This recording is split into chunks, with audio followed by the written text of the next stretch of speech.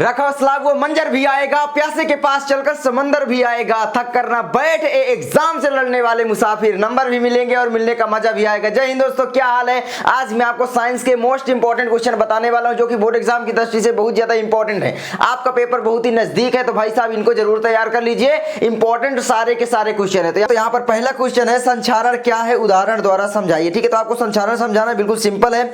जब धातुओं का संपर्क वायु व नमी से होता है तो उसकी सतह पर अवांछनीय परत जैसे ऑक्साइड, कार्बोनेट, सल्फेट, सल्फाइड है ना आदि बन जाते हैं, इसे संचारण कहते हैं। जैसे कि जो धातुएं होती है वो स्वतंत्र अवस्था में होती हैं तो वो संचारण नहीं कहलाती, वो संचारित नहीं होती है। लेकिन जैसे ही दोस्तों वो वायु या नमी के संपर्क में आती है वो संचारित होने लगती है। जैसे एग्जाम्पल के तौर पर लोहे पर जंग लगता है, आप देखोगे भूरे रंग की परत चढ़ जाती है, नहीं लोहा खराब होने लगता है। चांदी का काला पड़ना, जो भी चांदी होती है आप देखोगे औरतें होती हैं वो चांदियां बदलाती रहती हैं बार बार, क्यों? क्योंकि वो काली पड़ जाती है। ठीक है, वो ऑक्सीजन से अभिक्रिया कर लेती हैं। भाई उनको समझाओ कि ऑक्सीजन के संपर्क में मत लाओ, ठीक है, नमी के संपर्क में मत लाओ तो काली पड़ेगी ही नहीं। लेकिन क्या करती हैं भाई, नहाएंगी, उसी को पहनकर धोएंगी तो फिर भैया वो काली तो पड़ जाएंगी। ठीक है, तो यहाँ पर क्या होगा दोस्तों, जैसे लोहा का अभिक्रिया क्या होती है, जैसे आयरन जो है वो जल से अभिक्रिया करिए, ये वाष्प से अभिक्रिया होती है, ध्यान रखना वाष्प से।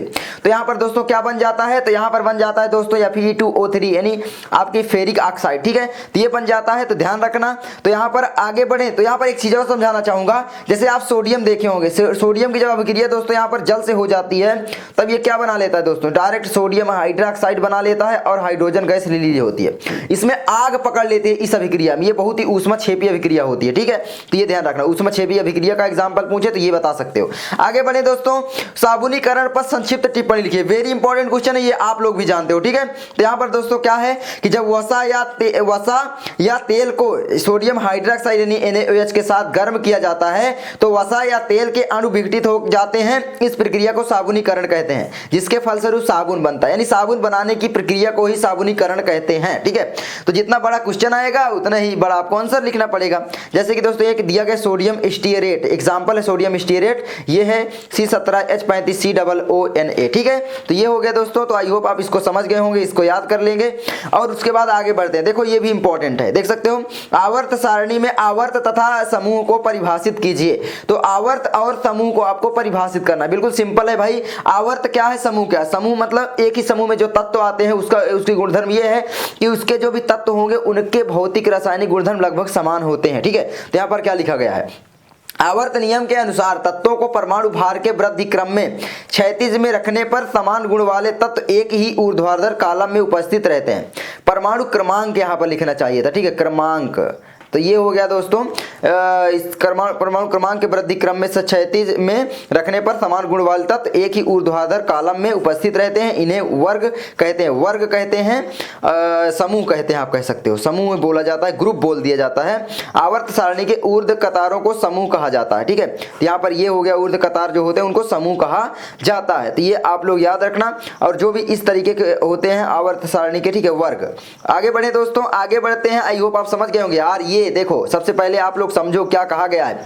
ये आवर्त सारणी आपकी इस तरीके से बनी होती है। ठीक है, मैं आपको बनाकर दिखाता हूं यहाँ पर, और इस तरीके से यहाँ पर छूटा होता है जगह, इस तरीके से आपकी बनी होती है। ठीक है, बहुत सारे लाइन बने होते हैं। तो यहाँ पर S ब्लॉक होता है, P और D ब्लॉक, ठीक है, और नीचे F ब्लॉक होता है। तो यह PDF आपने पढ़ा होगा। ठीक है, तो यहाँ पर क्या है, ये आवर्त कहलाते हैं जो इस तरीके से जाएंगी। ठीक है, इस तरीके से लाइनें होती हैं, ये आवर्त कहलाती हैं। जो इस तरीके से होती है ये समूह कहलाती है। बस इतना समझो। ठीक है, आगे बढ़े। रेडॉक्स अभिक्रिया पर संक्षिप्त टिप्पणी लिखिए या टिप्पणी लिखिए। तो यहाँ पर क्या है, रेडॉक्स अभिक्रिया बहुत ही इंपॉर्टेंट है दोस्तों, बोर्ड एग्जाम में पूछ ली जाती है कि वह अभिक्रियाएं जिनमें ऑक्सीकरण एवं अपचयन दोनों एक साथ होता है रेडॉक्स अभिक्रिया कहलाती है। बिल्कुल सिंपल है, रेडॉक्स बोला ही गया। रेडॉक्स का मतलब है दोस्तों RE से हो जाता है हमारा रिडक्शन। क्या होता है दोस्तों, रिडक्शन। ठीक है, रिडक्शन होता है। और ये रिडक्शन मतलब क्या होता है, अपचयन। और यहाँ पर ऑक्स से मतलब होता है दोस्तों ऑक्सीडेशन, यानी उपचयन, यानी कि आप कह सकते हो ऑक्सीकरण। तो इसको बोला जाता है ऑक्सीडेशन। ठीक है, ऑक्सीडेशन, इसको बोला जाता है दोस्तों ऑक्सीकरण, ये भी बोल दिया जाता है ऑक्सीकरण। ठीक है, जल्दी जल्दी लिख रहा हूं तो गलती हो तो सॉरी। और ये हो जाता है आपका अपचयन। ठीक है, और यहाँ पर दोस्तों इसको और भी बोला जाता है उपचयन। ठीक है, नहीं तो यहाँ पर क्या हो गया कि भाई अपचयन उपचयन अभिक्रियाओं को ही ऑक्सीकरण अभिक्रिया कहते हैं, ऐसे भी आप लिख सकते हो। आई होप आप समझ गए होंगे। चलिए आगे बढ़ते हैं। तो यहाँ पर एग्जाम्पल में अगर दे दूं, जैसे कॉपर ऑक्साइड को जब गर्म किया जाता है ना, तो क्या बनता है यहाँ पर दोस्तों, कॉपर अलग हो जाता है और ऑक्सीजन यहाँ पर बन जाता है ना।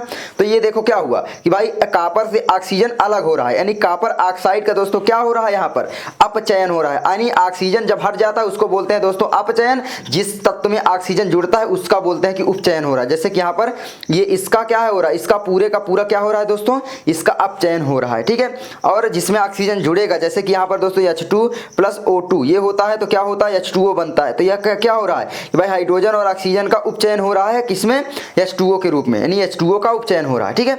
आई होप आप समझ रहे होंगे। आगे बढ़ते हैं। आगे दोस्तों यहाँ पर आ जाता है, देख सकते हो, सजातीय श्रेणी पर संक्षिप्त टिप्पणी लिखिए। बहुत ही इंपॉर्टेंट क्वेश्चन है दोस्तों, सजातीय श्रेणी पर संक्षिप्त टिप्पणी आपको लिखना है, बहुत ही इंपॉर्टेंट क्वेश्चन है। सजातीय श्रेणी यौगिकों की ऐसी श्रेणी को कहते हैं जिनको एक समान सूत्र द्वारा लिखा जाता है, एक समान सूत्र द्वारा लिखा जाता है दोस्तों, ये सजातीय श्रेणी होती है। जैसे कि आपने पढ़ा होगा कि भाई उसमें क्या होता है, CH2 का अंतर होता है हर एक उसमें, ठीक है। अभी बताता हूँ कैसे, जिनको एक समान सूत्र द्वारा लिखा जाता है, जैसे मेथेन, एथेन, प्रोपेन, ये सजातीय श्रेणी है। क्योंकि आप देखोगे मेथेन का फार्मूला क्या होगा, जल्दी बताओ, मेथेन CH4 होगा, और इस तरह C2H6 होगा, ये क्या होगा C3H8 होगा। यानी किसका कितने कितने का अंतर हो रहा है, एक कार्बन, दो कार्बन, कार्बन तो उतने ही है, यानी हर एक ग्रुप में आप देखोगे कि भाई दो यहाँ पर हाइड्रोजन बढ़ रहे हैं और एक कार्बन, यानी CH2 का अंतर होता है। तो ये हो गया हमारा सजातीय श्रेणी। आई होप समझ गए होंगे, बहुत ही सरल है। उसके बाद दोस्तों आगे है मेंडलीव की आवर्त सारणी की विशेषताएं, आपको बताना है, या मेंडलीव की आवर्त सारणी क्या है, ये भी आपसे पूछ सकता है। तो यहाँ पर इसकी विशेषता यह है कि तत्वों को व्यवस्थित क्रम में रखने से समान गुण वाले तत्वों की पुनरावृत्ति होती है। तो ये आप आधुनिक आवर्त सारणी में भी चिपका सकते हो, छाप देना इसी को बस, ठीक है, कि भाई तत्वों को व्यवस्थित क्रम में रखने से समान गुणों वाले तत्वों की पुनरावृत्ति होती है। आधुनिक आवर्त सारणी में भी होती है, सभी की आवर्त सारणी में होती है, ठीक है। उसके बाद दोस्तों आगे दूसरा, कुछ तत्वों का सही परमाणु ज्ञात करने से सहायता मिली, ठीक है। कुछ तत्वों का जो है सही परमाणु ज्ञात नहीं था, परमाणु ज्ञात नहीं था, तो उनकी सहायता मिली सही परमाणु ज्ञात करने में, ठीक है। उसके बाद दोस्तों नए तत्वों की खोज की प्रेरणा मिली, नए नए तत्वों की खोज की प्रेरणा भी मिली, यही इसकी विशेषता है, यही इसकी क्या है विशेषता, ठीक है।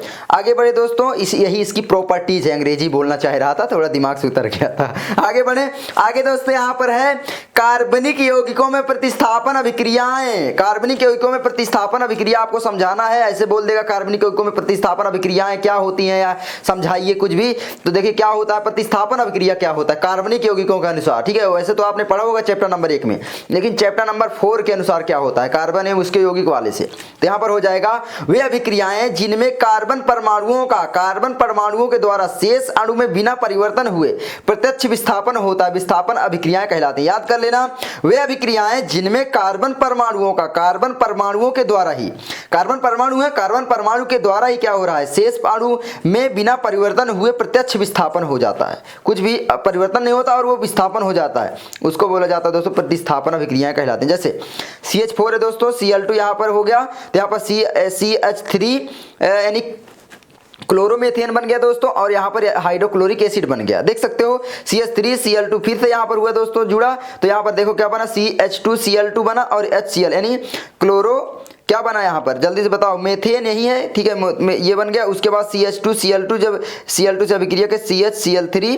यहाँ पर और हाइड्रोक्लोरिक एसिड बन गया, ठीक है। यहाँ पर इसको बोला जाएगा डाइक्लोरोमेथेन, और ये है क्या, ट्राइक्लोरोमेथेन, ठीक है। तो ये हो गया। आगे बढ़े दोस्तों, आगे यहाँ पर आता है, देख सकते हो क्या आता है यहाँ पर ये, ठीक है, क्या आता है, कार्बनिक यौगिकों में सहसंयोजी आबंध, कार्बनिक यौगिकों में आपको सहसंयोजी आबंध दर्शाना है। तो यहाँ पर कार्बनिक यौगिकों में सहसंयोजी आबंध का मतलब सिंपल है भाई, एक स्त्री एक पुरुष है, उसकी शादी करवाना ही सहसंयोजी आबंध है, दोनों को मिलाना ही सहसंयोजी आबंध है। आप जानते हो जो भी परमाणु होता है उसमें इलेक्ट्रॉन, प्रोटॉन और न्यूट्रॉन पाए जाते हैं। इलेक्ट्रॉन परमाणु के चारों ओर चक्कर लगाते रहते हैं, और जो भी प्रोटॉन होते हैं, न्यूट्रॉन, वो नाभिक में उपस्थित होते हैं, न्यूक्लियस में रहते हैं, दोनों आपस में अट्रैक्शन में रहते हैं। तो क्या होता है कि भाई दो परमाणुओं के मध्य संयोजी इलेक्ट्रॉनों के पारस्परिक साझे निर्मित रासायनिक आबंध जिससे स्थायी विन्यास प्राप्त कर लेता है, सहसंयोजी आबंध कहलाता है। बिल्कुल सिंपल है सहसंयोजी आबंध की परिभाषा, कि भाई दो परमाणु आपस में, एक परमाणु जब इलेक्ट्रॉन त्याग करता है तो दूसरा परमाणु इलेक्ट्रॉन को ग्रहण कर लेता है,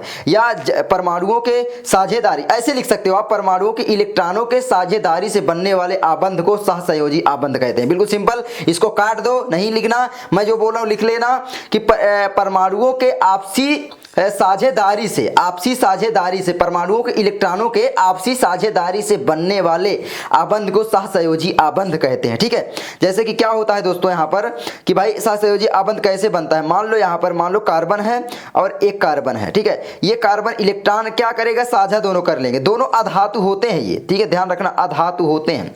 जैसे कि यहाँ पर दोस्तों H2O बनता है। ठीक है, यहाँ पर क्या हो रहा है दोस्तों, जल्दी से बताओ। यहाँ पर ऑक्सीजन की जो संयोजकता होती है वो -2, यानी 2 इलेक्ट्रॉन क्या है ग्रहण करने की क्षमता होती है, और इसके पास 2 इलेक्ट्रॉन ग्रहण करने की क्षमता इसके पास भी होती है। सॉरी, हाइड्रोजन के पास 1 इलेक्ट्रॉन ग्रहण करने की क्षमता होती है, ये नेगेटिव भी होता है। तो यहाँ पर दोनों की जब अभिक्रिया होती है, ये हाइड्रोजन है, ये हाइड्रोजन है, तो ये तो 2 इलेक्ट्रॉन त्याग ग्रहण करना चाहता है और ये भी ग्रहण करना चाहता है। तो बोलते हैं भैया हमारा तो यहाँ पर पूरा नहीं हो रहा है कुछ, तो यहाँ पर क्या करते हैं, कहते हैं चलो भैया साझा कर लेते हैं, हमारे पास दोनों के पास इलेक्ट्रॉन हो गए, इसको जरूरत थी ये भी पूरा कर लिया इससे लेकर, मतलब साझा कर रहे हैं, बस साझेदारी से बनता है बंध। ठीक है, आगे बढ़ते हैं।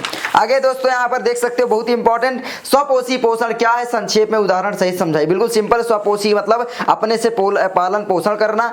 ठीक है, हम क्या स्वपोषी हैं, बिल्कुल नहीं है, पेड़ पौधे हैं, बिल्कुल हैं, क्योंकि वो अपने से खड़े खड़े अपना पोषण कर लेते हैं। तो स्वपोषी पोषण का मतलब है, स्वपोषी पोषण में उच्च ऊर्जा मान युक्त जटिल कार्बनिक यौगिक सरल अकार्बनिक पदार्थों से ऊर्जा से बाह्य स्रोतों जैसे सूर्य का प्रकाश का प्रयोग करके संश्लेषित किए जाते हैं। इस प्रक्रिया को प्रकाश संश्लेषण कहते हैं। तो प्रकाश संश्लेषण भी यहाँ पर है, इसी में शामिल कर दिया गया। अगर आपसे पूछ ले प्रकाश संश्लेषण क्या है, तो यही परिभाषा आपको लिख के आना है। स्वपोषी पोषण क्या है कि भाई ऐसा पोषण जिसमें दूसरे पर निर्भर नहीं रहता, कोई भी जीव जंतु या कोई भी वस्तु दूसरे पर निर्भर नहीं रहता, स्वयं से अपना पालन पोषण करता है, उसको बोलते हैं स्वपोषी पोषण। ठीक है, आगे बढ़े दोस्तों। अरे यार, सेल्फ डिपेंडेंट। ठीक है, आगे यहाँ पर देखो ये है कार्बन डाइऑक्साइड जब जल से अभिक्रिया की तो यहाँ पर क्या बना, ये C6H12O6 किसका सब फार्मूला है, ग्लूकोज का, ऑक्सीजन बना, जल बना। ठीक है, ये हो गया। उसके बाद देखो सबसे इंपॉर्टेंट क्वेश्चन ये भी है, परागकण का निषेचन में क्या महत्व है, जल्दी से बताइए दोस्तों। तो परागकण नर युग्मक का निर्माण करते हैं, परागकण पराग नलिका के द्वारा अंडाशय तक पहुंचता है। ठीक है, जो परागकण होता है वो पराग नलिका के द्वारा ही अंडाशय तक पहुंचता है और अंड से संयुक्त होकर युग्मनज बनाता है, जिसके विभाजन से नए पौधे का जन्म होता है। याद कर लोगे ना। आगे बढ़ते हैं। आगे दोस्तों ये देखो बहुत इंपॉर्टेंट क्वेश्चन, मेंडल के प्रयोगों के आधार पर प्रभावी तथा अप्रभावी लक्षणों को समझाइए। वेरी इंपॉर्टेंट है और दोस्तों एग्जाम में आ भी चुका है, तैयार जरूर कर लेना कि भाई जब मेंडल ने मटर के लंबे पौधे और बौने पौधे का संकरण कराया, यहाँ पर संकरण कराया दोस्तों, याद रखना मटर पर इसने प्रयोग किया था। तो ये आपसे बहुविकल्पी में आ सकता है आप कि भाई मेंडल ने किस पर प्रयोग किया था, तो मटर के पौधे पर, मटर के बीजों पर, मटर पर। ठीक है, तो यहाँ पर जब मेंडल ने मटर के लंबे पौधे और बौने पौधे का संकरण कराया तो उसे प्रथम संतति पीढ़ी F1 में सभी पौधे लंबे पौधे प्राप्त हुए। जब उसने संकलन कराया क्या है, लंबे पौधे प्राप्त हुए, अर्थात 2 लक्षणों में से केवल एक पैतृक लक्षण ही दिखाई दिया। ठीक है, उसने पैतृक पौधों और F1 पीढ़ी के पौधों को स्वपरागण से उगाया। इस दूसरी F2 इसमें सभी पौधे लंबे नहीं थे, इसमें 1/4 पौधे बौने थे। मेंडल ने लंबे पौधे के लक्षण को प्रभावी तथा बौने पौधे के लक्षण को अप्रभावी कहा। यानी प्रभावी लक्षण क्या होते हैं, लंबे पौधे के जो लंबे बौने पौधे होते हैं और बौने पौधे जो होते हैं उसके लक्षण को अप्रभावी कहते हैं और लंबे पौधों के लक्षण को प्रभावी कहते हैं। याद कर लोगे, आई होप याद कर लोगे। आगे ये फिजिक्स का दोस्तों बहुत इंपॉर्टेंट है कि भाई एक लेंस की फोकस दूरी से क्या तात्पर्य है। फोकस दूरी से दोस्तों क्या तात्पर्य है, सुनियोजित करने की क्षमता। फोकस दूरी मतलब कि भाई क्षमता को, कि भाई कितनी दूर पर वस्तु है उसको तुरंत ही फोकस कर लेना। कैमरे में आपने सुना होगा फोकस फोकस फोकस, वही होती है क्षमता कि भाई कितनी जल्दी आंख जो है अपनी फोकस को घटा बढ़ा सकती है। तो यहाँ पर लिखा गया होगा भाई किसी लेंस पर मुख्य अक्ष से समांतर चलने वाली किरणें लेंस से अपवर्तन के पश्चात मुख्य अक्ष के जिस बिंदु पर मिलती हैं उसे बिंदु को लेंस का मुख्य फोकस कहते हैं। लेंस के प्रकाशिक केंद्र से फोकस तक की दूरी को फोकस दूरी कहते हैं। ये देखो फोकस दूरी हो गई। अब यहाँ पर एक बात याद रखना, लेंस के हिसाब से, मैं आंख के हिसाब से आपको बता रहा था, जो फोकस दूरी है, फोकस क्षमता आप कह सकते हो, आंख की क्षमता, ठीक है, संयोजन क्षमता, वही मैं बता रहा था। अब यहाँ पर मैं समझा दे रहा हूँ। एक मान लो क्या होता है, यहाँ पर लेंस बोला है ना, तो इस तरीके से दोस्तों एक होता है ये लेंस, कोई भी, ये कौन सा लेंस है जल्दी से बताओ, मैं यहाँ पर तिरछा बना रहा हूँ, ये कौन सा लेंस है, ये इसका प्रकाशिक केंद्र हो गया दोस्तों। ये क्या हो गया, मान लो यहाँ पर ये हो गया वक्रता केंद्र, यानी 2F इसको बोल दिया जाता है। और यहाँ पर दोस्तों होता है F, ठीक है, इधर भी आपका एक होता है F और इधर एक होता है 2f। ठीक है, आई होप आप समझ रहे होंगे। अब यहाँ पर क्या इसको नाम दे दो 1 2 है ना, इस तरीके से 1 2 इस तरीके से नाम दे सकते हो। अब यहाँ पर दोस्तों क्या हो रहा है कि मुख्य अक्ष के समांतर आने वाली किरणें जब लेंस के परावर्तन के पश्चात जिस बिंदु से होकर गुजरती हैं या जिस बिंदु से होती हुई प्रतीत होती हैं वो किसमें होगा, अवतल लेंस में। ठीक है, तो उसको बोलते हैं फोकस दूरी। तो आई होप समझ गए होंगे। ये देखो, ये फोकस दूरी यहाँ से यहाँ तक की जो दूरी यानी वक्रता केंद्र और इसके यहाँ पे दूर की फोकस दूरी होती है। ठीक है, यहाँ वक्रता के सॉरी ये वक्रता के नहीं, प्रकाशिक बिंदु और मुख्य फोकस के बीच की दूरी को फोकस दूरी कहते हैं। आई होप आप समझ गए होंगे। आगे बढ़े दोस्तों, बस खत्म, tata bye bye. I hope आपको ये वीडियो अच्छी लगी होगी। अगर अच्छी लगी तो प्लीज वीडियो को लाइक कर देना और इनको लिख लेना, सारे के सारे इंपॉर्टेंट है, कहीं पर लिख लो और इनको पढ़ो। और हाँ, आप अगर अपनी परिभाषा से याद कर चुके हो इन क्वेश्चनों में से कोई क्वेश्चन, तो आपको मेरी परिभाषा रटने की जरूरत नहीं है, बस उसी को याद रखिए, उसी को आप छाप के आ जाना। अगर अभी तक याद नहीं किए हो तो इनको याद कर सकते हो। ठीक है, आई होप दोस्तों आपको ये वीडियो अच्छी लगी होगी। अगर अच्छी लगी तो प्लीज वीडियो को लाइक करना, चैनल पर नए हो सब्सक्राइब करना। मैं आपको इसी तरीके के इंपॉर्टेंट क्वेश्चन जल्द ही प्रोवाइड करता रहूंगा। चलो अगली वीडियो में मिलता हूं। जिस टॉपिक पर वीडियो चाहिए कमेंट कर देना। मेरा हिंदुस्तानी क्लासेस चैनल को सब्सक्राइब करना, यूट्यूब में सर्च करके, उसमें भी PDF वगैरह मिल रही है, जाकर देखो भाई साहब। ठीक है, तो चलो मैं मिलता हूं आपसे किसी नेक्स्ट वीडियो में। जय हिंद।